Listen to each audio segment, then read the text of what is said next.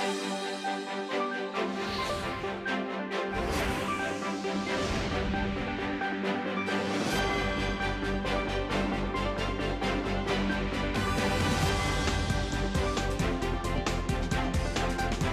morning. It's April 21st here in Seoul, and I'm Kim Dami. We begin with these stories making the headlines at this hour, starting with the U.S. reaffirming its defense commitment to South Korea. The White House says Washington takes its defense commitment to Seoul, quote, very seriously. The latest assurance follows Russia's threat to arm North Korea if South Korea provides lethal aid to Ukraine. Producer prices here in the country rose again last month, with service and industrial goods prices going up. The central bank says uncertainties linger around producer prices due to global oil prices and a rise in public utility bills. SpaceX's first Starship lifted off for a historic test flight, but exploded just minutes after its launch in Texas. Musk said his company learned a lot and teased another test launch in a few months. Washington says it takes its defense commitment to South Korea seriously after Russia threatened to arm North Korea if South Korea sends military aid to Ukraine. Our Lee Seung-jae starts us off. Following Moscow's threat to arm North Korea if South Korea sends lethal assistance to Ukraine, National Security Council Coordinator for Strategic Communications John Kirby said Thursday that Washington takes its defense commitment to Seoul very, very seriously, stressing the treaty alliance between the two allies. Kirby also said that the U.S. is grateful for the support that South Korea has already provided for Ukraine, noting that Seoul has provided some $100 million worth of humanitarian aid assistance to Kyiv. He added that South Korea has also been very vocal in supporting Ukraine and speaking out against Russia's aggression. Kirby went on to call South Korea a terrific ally, terrific friend.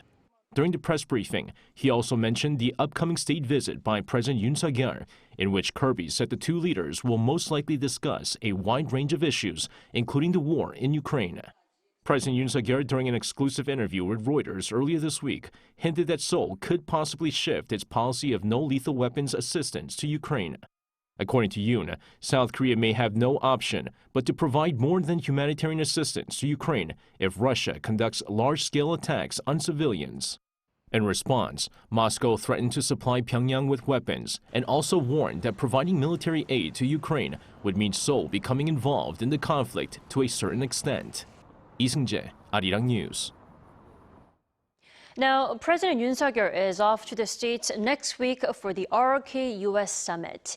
The trip will include not only a sit-down with his American counterpart Joe Biden, but also his speech at Congress. Our Kim Do-yeon has the details. President Yoon jets off to Washington, D.C. next Monday for a state visit hosted by U.S. President Joe Biden. This is the first state visit by a sitting South Korean president in 12 years, and according to the first deputy director of the National Security Office on Thursday, the two presidents are set to meet on multiple occasions.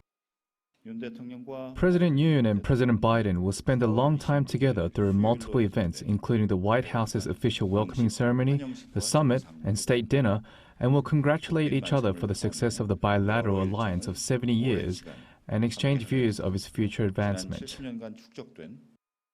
Yoon's schedule so far shows that the summit will not be the first time the two meet, as Biden has invited Yoon for a reception on Tuesday evening, the day before Wednesday's summit.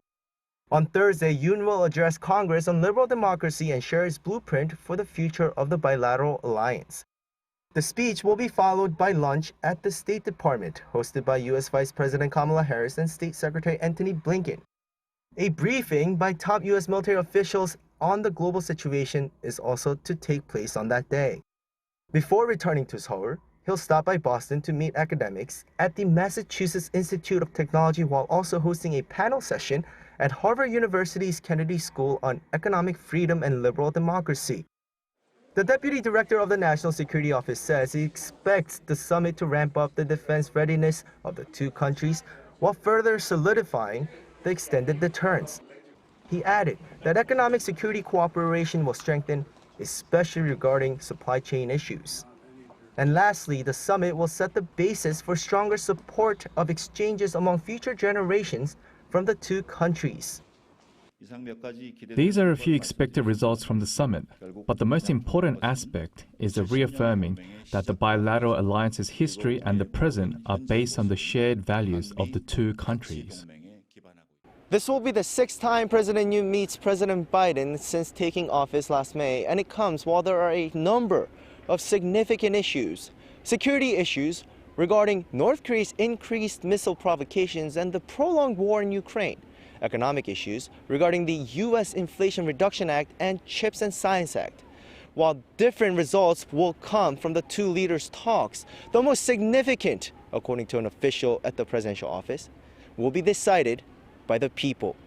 Kim Do-young, Arirang News. President Yoon has also called on the global community to take urgent action to mitigate climate change. Attending the U.S.-led Major Economies Forum on Energy and Climate through a video conference on Thursday, Yoon reaffirmed South Korea's commitment to reduce greenhouse gas emissions by 40% by 2030. He promised to speed up technological innovation and take part in global efforts to reduce the use of carbon. MEF economies account for roughly 80% of world GDP and global greenhouse gas emissions. As a global pivotal country, Yoon said South Korea will expand the supply of green vehicles, increase the use of low-carbon shipping, share know-how on forest restoration projects, and expand official development assistance to help reach climate goals. South Korea's foreign ministry summoned the Chinese ambassador to South Korea and strongly protested a comment from Beijing that said South Korea should not meddle in Chinese affairs. Our Lee Si-hoo reports. South Korea's foreign ministry says it summoned the Chinese ambassador on Thursday to strongly protest Beijing's criticism of South Korean President Yoon Suk-yeol's remarks on Taiwan.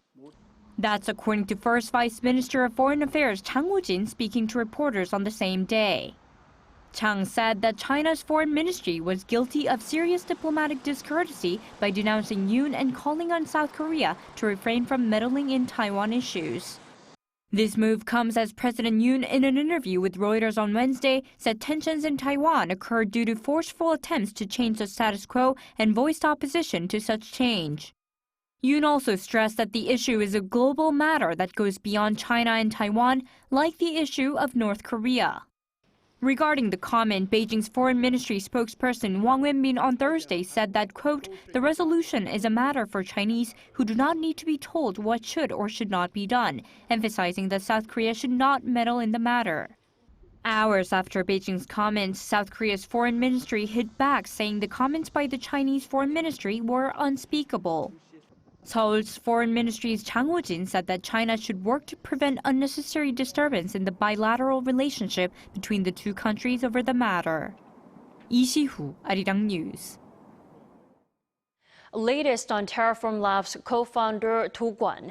The 31-year-old crypto fugitive was indicted by prosecutors in Montenegro over document forgery on Thursday.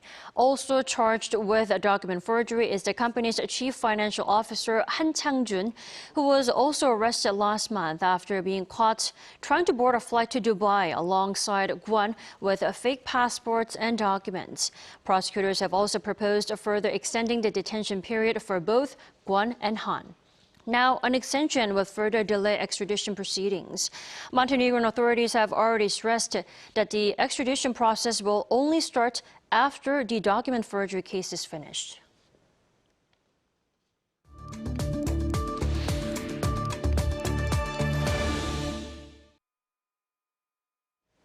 It feels like only yesterday that we were first introduced to 4G, and already 5G has become something that we take for granted. Now, we're not done yet. The era of 6G is on the way. For more, we're joined by Professor Joseph Dorna from Northeastern University this morning. Welcome to the program.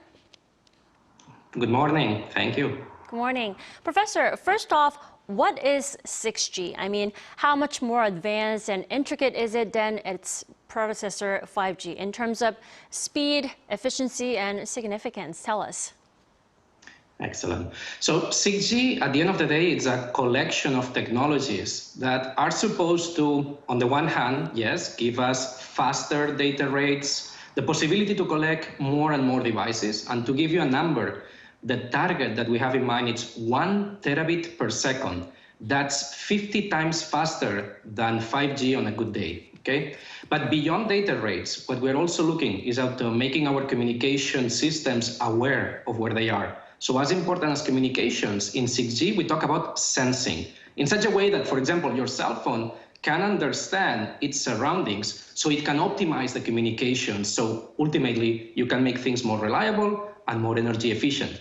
And of course, whenever there is understanding, learning, there is artificial intelligence. So in 6G, we're going to see, a revolution in the hardware and a revolution in how we use that hardware, the software. That's what we expect. Sounds amazing. Now, 6G is still under development, and how close are we to 6G being commercialized and used? How far has 6G tech development come so far?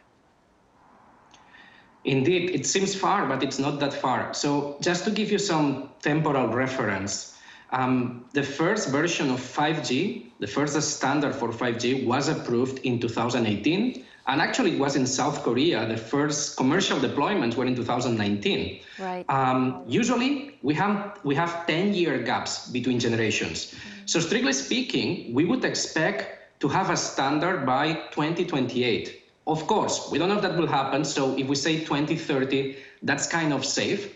Now, how far are we? Well, as I said, 6G, it's a collection of technologies. Some of them, for example, in my group, we have been developing for over 15 years now, which sounds kind of a lot, right? So, for example, in a university, we do fundamental research that we don't know if it will work or not. Well, today we know that some of these enabling technologies are ready, and I do expect them to see them in 5 years, maybe a little bit more, but that's how far we are. Right. You've already slightly mentioned the usefulness of 6G, but is there a particular function or practical implication that you personally look forward to? Is there one? Yes, there is. So I honestly believe that 6G is going to be the technology or collection of technologies that will help to finally take off when it comes to immersive, virtual, and extended reality, as well as holographic communications. For some people, that sounds a little bit of science fiction, but actually the technologies are there, and I do expect them to see them, and I do hope that this is what will eventually make 6G take off. These experiences come under different names. I'm sure you've heard about the metaverse or different virtual platforms. You need a way in which everyone, without needing extremely expensive hardware or connectivity to be able to use it. So that's one of them. And when I think of immersive reality or holographic communications, I think not just of entertainment. I think of, for example, changing the way in which we teach in universities or even in high schools, or to change the way in which, what remote working means. If I cannot just see in 2D what's happening on the other side, but even potentially virtually touch what's on the other side, I can change the way we work. I can change the way we take care of healthcare. Of course, all these things beyond entertainment, which usually is what ends up making the money. Right. Plus, we can't get enough of technology, right? I guess that we cannot. We're good at marketing, yes. Right. But before we let you go, Professor, why do we even need 6G? Is not 5G good enough? I mean, and also, will there be 7G, 8G, and 10G and beyond? I'm afraid that the answer is yes.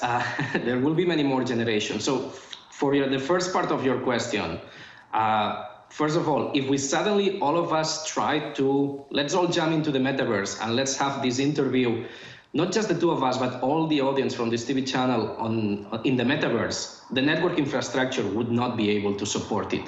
And that's the type of experience that we're trying to change. No? Let's move the news to an interactive session with everyone sharing the same virtual space. So we need 6G. Now, after 6G, what do we expect? Absolutely, there's going to be 7, 8, you call it. And for example, as I mentioned before, if 15 years ago, we were developing some of the technologies that finally we will see in 6G. As you can imagine, in a university where what we're doing is very fundamental research, we're already looking into what may be in 7G. And I don't want to scare people, but for example, think of a 7G application as the opportunity to connect to the network, to the metaverse, to wherever you want, not necessarily by using a cell phone with your hands or looking at a screen or talking to a device, but actually maybe having a direct brain-to-internet connection. I know it sounds scary, but till 7G, we have 15 years, so things can change a lot.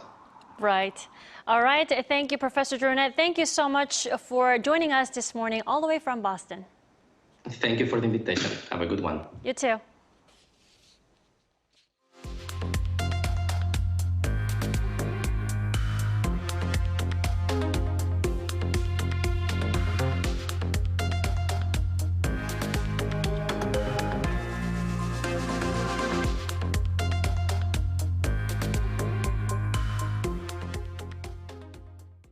Wholesale prices in South Korea rose for the third straight month on a rising cost of industrial goods and services.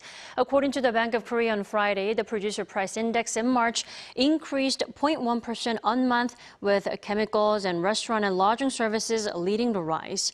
The agriculture and energy sector saw a drop though.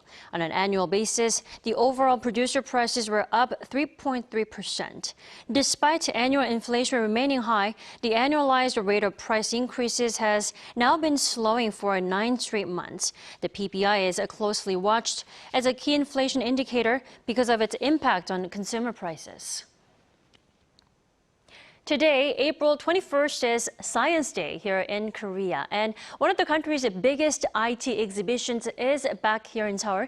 Our Kim Jung-sil gives us a glimpse of most up-to-date K-technology. This year's World IT Show presented some of the most talked about state-of-the-art technologies like this urban air mobility, or UAM, that could be used as a flying taxi in the future. The aircraft is being developed by South Korean telecommunication service provider SK Telecom and America's Joby Aviation as part of an exclusive partnership. SK Telecom will be in charge of connecting the aircraft's network. Behind me are visitors trying out the demo ride experience. This UAM aircraft hopes to fly across the Seoul sky by 2025.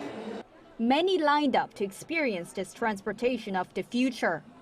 I thought this can help shorten transport times and solve traffic congestion issues. I also thought it would be useful in the future if the technology can be adapted to real life.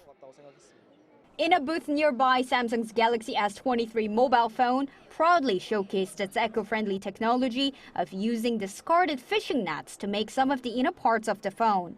Hyundai Motor's latest update to its electric vehicle, Kona, on the other hand, focused on making its automobile more like a home. The car can apparently provide electricity to home appliances such as this fridge, monitor, and laptop computer for up to 4 days. But this year's World IT Show wasn't just about big conglomerates. It also gave a platform to startups as well. A 4-year-old startup, Watta, for example, has already won 3 CES Innovation Awards with its technology to visualize and track warehouse storage. There are hundreds of thousands of shelves in a warehouse, so it takes a long time to find where anything is. But with our digital twin technology, it's easier and faster for workers to find where things are. All the companies we spoke to said they hope their technologies can change the lives of people not just in South Korea, but in the world. Kim Jung-sil, Arirang News.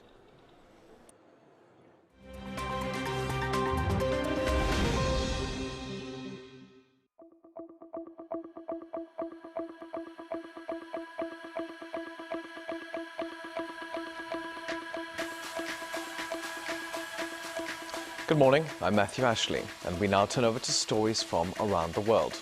We begin in the United States, where SpaceX's Starship, its most powerful ever rocket, exploded in midair on its maiden test flight. The 33-engine rocket suffered what SpaceX called a, quote, rapid unscheduled disassembly about 4 minutes into its flight. Starship had blasted off from a launch pad in South Texas at around 9:30 a.m. local time. About 2.5 minutes into the flight, its heavy rocket booster failed to separate, causing the rocket to spiral out of control. This triggered onboard detonations that destroyed the rocket. Despite its failure to reach orbit, SpaceX engineers called the launch a success. It allowed them to gather large amounts of data to be used in the next launch attempt within a few months. The Starship is SpaceX's next-generation launch system. It's designed to take humans and cargo to the Earth orbit, the Moon, and Mars. Now, looking to Twitter, where thousands of celebrities and other influential figures, from Beyonce to the Pope, are losing their verified status. Starting on Thursday, the iconic blue tick has been removed from accounts without a paid subscription. Individuals wanting to keep or gain a blue tick need to pay $8 per month, while organizations need to pay $1,000 for a gold verification mark. The platform has undergone a series of changes since Elon Musk bought the company in October last year. Some changes include restricting voting on Twitter polls to users with a verified account, and only those with paid Twitter accounts will have their tweets featured on the recommended For You page. Now, lawyers for Hollywood actor Alec Baldwin said on Thursday that criminal charges against him over the fatal shooting of a cinematographer have been dropped. The involuntary manslaughter charges follow the death of cinematographer Helena Hutchins, who was killed after Baldwin fired a live round from a prop gun on the Rust movie set in New Mexico in October 2021. Now, Baldwin has maintained that he was unaware that the gun contained a live round. A film armorer, Hannah Gutierrez-Reed, faces the same charges, which her lawyers expect to be dropped soon. The announcement comes less than 2 weeks before the trial was due to start. Filming of the movie resumed on the same day. And finally, thousands of people gathered near the remote west coast Australian town of Exmouth on Thursday local time to catch a rare solar eclipse. It lasted 62 seconds and created a 40-kilometer wide shadow. The eclipse was a rare hybrid type that has not been seen since 2013.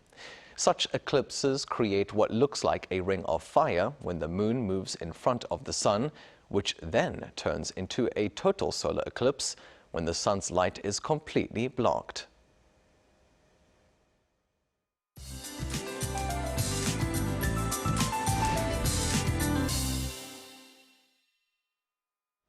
Good morning. Unseasonably warm weather in the south comes to an end, temperatures all returning to what we would normally have around this time under sunny skies in most regions. So we would have had perfect late spring weather if only yellow dust wasn't about to blow into the country. Right now, we are breathing in good air, but as the day goes on, yellow dust will gradually cover the whole country. This time, eastern parts of the country are forecast to be blanketed with very bad dust levels. It will be dusty on Saturday as well. Western parts of the country will be warmer, while East Coast regions will have cooler afternoon temperatures along with easterly winds. So Ulsan and Gangneung will see a high of just 17 degrees. Meanwhile, Jeollanam-do and Gwangju could see some spotty rain between late this afternoon into the evening. Looking ahead, wide temperature differences between lows and highs will continue, while cooler air moves in next Tuesday with nationwide rain in the forecast. That's Korea for you, and here's a look at the international weather conditions.